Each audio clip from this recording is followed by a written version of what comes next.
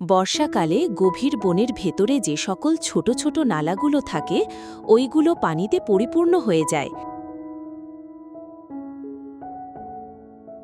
কিন্তু বর্ষাকাল চলে গেলে নালাগুলো আবার শুকিয়ে যায়।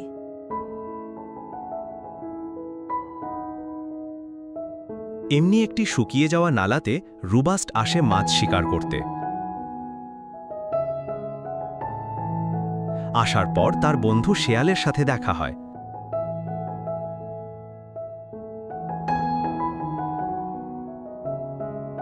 তারপর দুজনে মিলে মাছ শিকার করতে থাকে।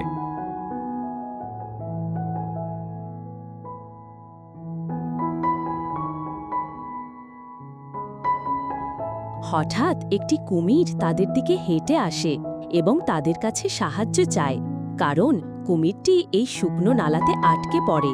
সে নদীতে ফিরে যাওয়ার জন্য রুবাস্ট ও শেয়ালের কাছে সাহায্য চাইল।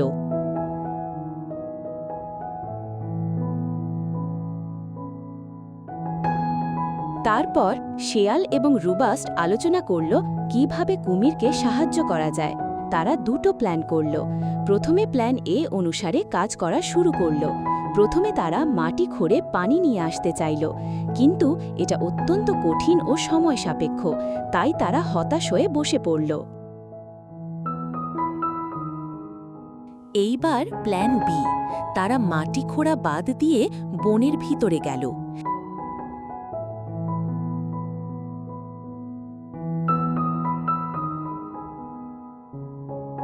এরপর কাঠ কেটে, বাঁশ কেটে এবং দড়ি বেঁধে 2 চাকার একটি ঠেলাগাড়ির মতো তৈরি করল।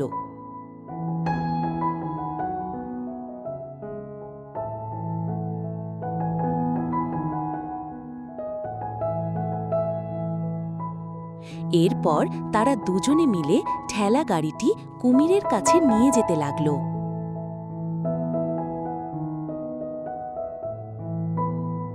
কুমির প্রথমে গাড়িটিতে উঠতে চায়নি, কিন্তু রুবাস্ট ও শেয়াল কুমিরকে অনুরোধ করেই চলল।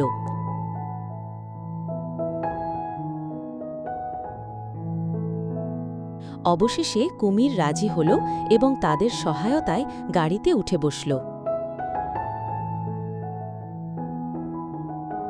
তারা গাড়ি নিয়ে এগিয়ে চলল।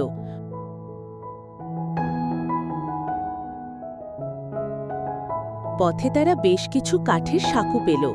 এতে তেমন কোনো সমস্যা হয়নি।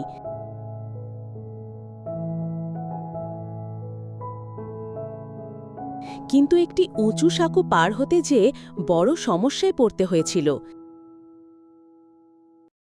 তারা কৌশলে পার হয়।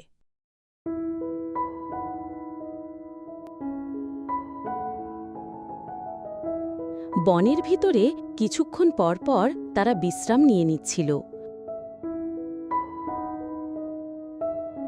অবশেষে তারা নদীর কাছে পৌঁছল।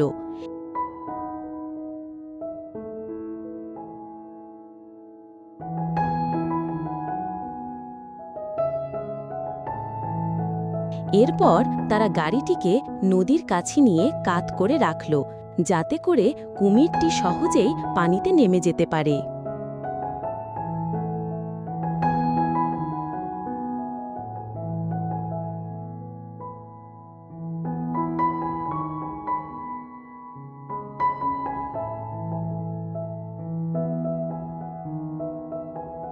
তারা পানিতে নেমে কুমিরকে বিদায় দিতে চাইল। এরপর তীর উঠে এসে কুমিরকে বিদায় বলে দিল। কুমির কিছুক্ষণ তাকিয়ে তাদের প্রতি কৃতজ্ঞতা প্রকাশ করল।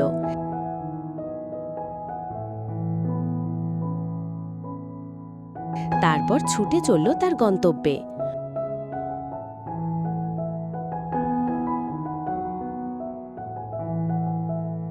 রুবাস্ট ও শেয়াল ফিরে চলল এবং ভাবতে লাগল, হয়তো আর কোনো দিন এই কুমিরের সাথে দেখা হবে না।